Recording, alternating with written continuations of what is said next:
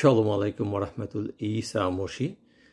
কয়েকদিন আগে কথা প্রসঙ্গে এক পরিচিত বোন আমাকে জিজ্ঞাসা করেছিলেন, আল্লাহ কোথায় ছিলেন যখন শয়তান বেহেশতের সেই এদন বাগানে হওয়াকে প্রলোভন দেখিয়ে পাপ করতে বাধ্য করেছিল?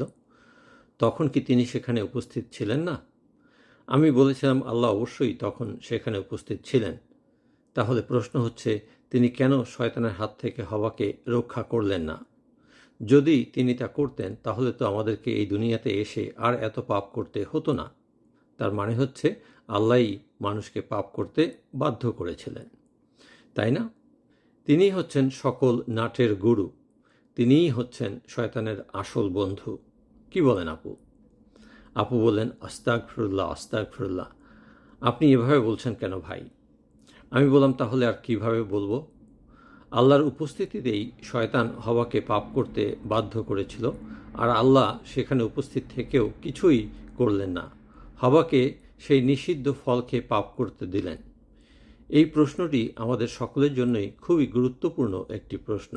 তাই আসুন কোনো মন গড়া ব্যাখ্যা না দিয়ে মাবুদ ইলোহিমের পাক কালাম তৌরাত শরীফের, যেখানে সৃষ্টির মূল ঘটনাটি লিপিবদ্ধ করা আছে, সেই পয়দায়েশ সিপারার ৩ রুকুর ১ থেকে ৭ আয়াত পাঠ করে মূল বিষয়টি উদ্ঘাটন করার চেষ্টা করি। বাক্যের এই অংশগুলো যখন পাঠ করি তখন কল্পনায় আমি সেই এদন বাগানে চলে যাই, যেখানে আমি দেখতে পাই যে সেই নিষিদ্ধ ফল খাওয়ার জন্য শয়তান আসলে হওয়াকে কোনো জোর জবরদস্তি করেনি।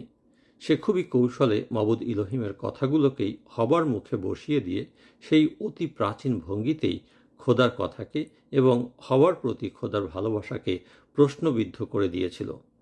অতি কৌশলে শয়তান হওয়াকে জিজ্ঞাসা করেছিল, আল্লাহ কি সত্যি তোমাদের এই বাগানের কোনো গাছের ফল খেতে নিষেধ করেছেন? কোমলমতি অবলা নারী হওয়া শয়তানের এই প্রশ্ন শুনে একটু হতভম্ব হয়ে গিয়েছিল। সে বলেছিল, না না, আমরা কোনো গাছের ফল খেতে পারবো না, এরকম কথা আল্লাহ আমাদেরকে বলেননি। তিনি বলেছিলেন, আমরা এই বাগানের মাঝখানের ওই যে ভালো মন্দ বা নেকিবদি গাছ আছে সেটি ব্যতীত আর সব গাছেরই ফল খেতে পারবো। ওই নেকিবদি গাছের ফল খেলে আমরা মরে যাব। শয়তান তখন আরও কৌশলে বলেছিল, আরে না না, তোমরা তোমরা ওই গাছের ফল খেলে কখনোই মরবে না। ওই গাছের ফল খেলে তোমাদের জ্ঞানের চক্ষু খুলে যাবে এবং তোমরা তখন ভালো মন্দ সব কিছু বুঝতে পারবে এবং আল্লাহর মতোই হয়ে যাবে। মনোযোগ দিয়ে খেয়াল করুন বন্ধুরা, শয়তান কিন্তু এখানে কোনো মিথ্যা কথা বলেনি। সে শুধু একটু কৌশল অবলম্বন করে হবার মনে আল্লাহর প্রতি সন্দেহ বা একটু বিরূপ মনোভাব ঢুকিয়ে দিয়েছিল। দেখুন শয়তান কত বড় কৌশলী। কুরআন শরীফের সূরা ইমরানের ৫৪ আয়াতে লেখা আছে, কাফেরদের চক্রান্ত দেখে আল্লাহ কৌশল অবলম্বন করেছেন, কারণ আল্লাহ হচ্ছেন সর্বোত্তম কুশলী। কি বন্ধুরা, কুরআনের এই আয়াতের আলোকেই যদি প্রশ্ন করি, তাহলে কে এই শয়তান?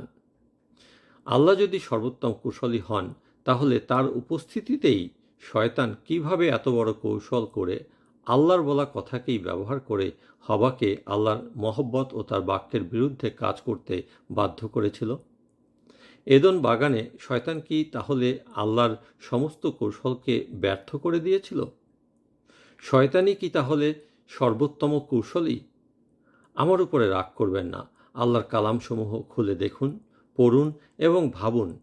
আমি তো পাক কালামের সমস্ত অংশগুলোর উদাহরণ বলেই দিয়েছি, তাই কুরআন থেকে সেই অংশটি বের করে যুক্তিসঙ্গতভাবে ভাবুন, দেখুন, জানুন, বিশ্বাস করুন এবং মানুন। যা হোক, তৌরাত শরীফের পয়দাশ সিপারার ১ম রুকুর ২৬ আয়াত বলে যে মাবুদ ইলোহিম মানুষকে তার মতো করে, তার সঙ্গে মিল রেখে বানিয়েছিলেন, তার সুরতেই বানিয়েছিলেন, যেন মানুষ দুনিয়া ও সমুদ্রের সমস্ত প্রাণীর উপরে রাজত্ব করতে পারে। পাক কালামের এই অংশটুকু পড়ে দেখুন যে মাবুদ ইলোহিম তার সৃষ্ট মানুষকে কত মহব্বত করেছিলেন, কত যত্ন করে তিনি তাদেরকে তার মতোই বেগনা, নিখুঁত ও পবিত্র করে সৃষ্টি করেছিলেন। সৃষ্টি করে তিনি তাদেরকে তার কাছেই বেহেশতের বাগানে রেখেছিলেন।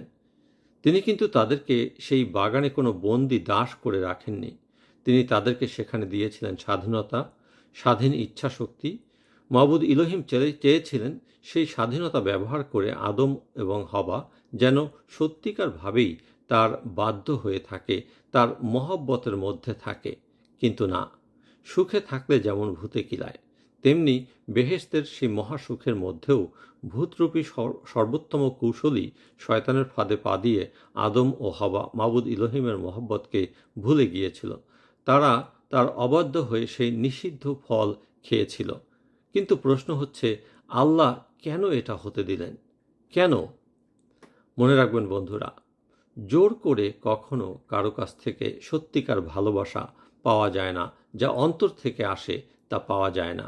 শয়তান হওয়াকে যখন প্রলোভিত করছিল, মাবুদ ইলোহিম তখন ওই এদন বাগানেই উপস্থিত ছিলেন। তিনি সব কিছু দেখছিলেন। তিনি পারতেন শয়তানকে বাধা দিতে, কিন্তু তিনি তা দেননি, কারণ তিনি চেয়েছিলেন যেন হওয়া নিজ ইচ্ছাই মাবুদ ইলোহিমের বাক্যকে, তার নিষেধাজ্ঞাকে স্মরণে রাখে, তার মহব্বতকে যেন সে ভুলে না যায়। হওয়া যেন শয়তানের সেই চক্রান্তকে বুঝতে পারে এবং নিজ থেকেই তার কাছ থেকে দূরে সরে গিয়ে যেন মাবুদ ইলোহিমের কথার বাধ্য হয়ে থাকে। যদি সে তা করত, তাহলে সেটাই হতো মাবুদ ইলোহিমের প্রতি হবার সত্যিকারের ভালোবাসার প্রকাশ। কিন্তু হওয়া তা করেনি। সে মাবুদ ইলোহিমের বাক্যকে, তার নিষেধাজ্ঞাকে অমান্য করে কুশলী শয়তানের মহব্বতরূপী ফাঁদে পা দিয়েছিল। মাবুদ ইলোহিমের মহব্বতকে অগ্রাহ্য করেছিল। আর মাবুদ ইলোহিম যদি ওই মুহূর্তে শয়তানকে ওখানে বাধা দিতেন আর হওয়াকে ধমক দিয়ে জোর করে তার ইচ্ছানুযায়ী ওই গাছের ফল খাওয়া থেকে বিরত রেখে তার বাধ্য থাকতে বলতেন, তাহলে সেটা মাবুদ ইলোহিমের প্রতি হওয়ার সত্যিকারের ভালোবাসার প্রকাশ হতো না। সেটা হতো জোর করে হওয়াকে তার প্রতি বাধ্য করে রাখা, জোর করে হওয়ার মহব্বতকে আদায় করা। মনে রাখবেন বন্ধুরা, মাবুদ ইলোহিম আমাদের কারো কাছ থেকেই জোর করে কোনো ভালোবাসা চান না। তিনি চান আমরা যেন আমাদের স্বাধীন ইচ্ছা অনুযায়ী, আমাদের অর্জিত ভালো মন্দ জ্ঞান দ্বারা আমরা যেন তাকে ভালোবাসি এবং তার বাক্যের বাধ্য হয়ে জীবনযাপন করি। মনে রাখবেন, এদন বাগানের সেই চিত্র কিন্তু এখনও আমাদের মাঝে এই দুনিয়াতে আছে। কারণ দুনিয়াতে আমরা আদম সন্তানরা রয়েছি, শয়তানও আছে, আর মাবুদ ইলোহিম তো সর্বত্র বিরাজমান। তিনি সর্বজ্ঞানী। তার উপস্থিতিতেই শয়তান এখনও আমাদেরকে প্রতিনিয়ত মাবুদ ইলোহিমের বাক্যের বিরুদ্ধে কাজ করতে প্রলোভিত করে যাচ্ছে। আর আমরাও ভালো মন্দ সব কিছু বুঝতে পেরেও আমাদের স্বাধীন ইচ্ছার দ্বারা প্রতিনিয়ত আল্লাহর কালামের বিরুদ্ধে কাজ করে যাচ্ছি। তার মহব্বতকে অগ্রাহ্য করে প্রতিনিয়ত তাকে অপমান করছি। মাবুদ ইলোহিম কিন্তু সেই এদন বাগানের মতো এখনও প্রতিনিয়ত আমাদের মাঝে বিরাজমান থেকে সব কিছু অবলোকন করছেন, কিন্তু কিছু বলছেন না।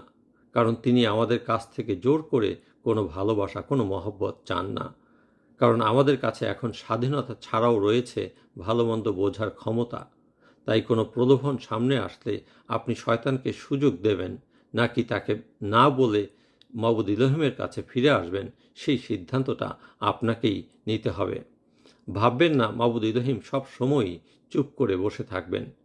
কিয়ামতের দিন তিনি যখন বিচার করবেন, সেদিন তিনি একজন ন্যায্য বিচারক হয়ে আমাদের সঙ্গে কথা বলবেন এবং বিচারের রায় সেদিন তিনি আমাদেরকে শোনাবেন। কি বন্ধুরা, সেদিন কি পুরস্কার পাবেন বলে আশা করেন? বন্ধুরা, সময় থাকতে থাকতে সাবধান হন। মৃত্যুর পরে আর কিন্তু কোনো উপায় থাকবে না। ইনজিল শরীফের রোমীয় সিপারার 5 রুকুর 18 আয়াত বলে, একজন মানুষের গুনাহের মধ্যে দিয়ে এই দুনিয়াতে পাপ এসেছিল। আবার অন্য একজন মানুষের মধ্যে দিয়ে মাবুদ ইলোহিম আমাদের সকলকে সেই পাপ থেকে মুক্তি পাবার উপায়ও বলে দিয়েছেন। পাপ থেকে ক্ষমা বা মুক্তি পাবার সেই উপায় সম্পর্কে আপনি কি কিছু জানেন? যদি জানতে চান, তাহলে এই কমেন্টস বক্সে সেখানে কমেন্টস করে আমাদেরকে জানান। মাবুদ ইলোহিম আপনাদের সকলের মঙ্গল করুক, এই দোয়া করি। আমেন। শুকরিয়া।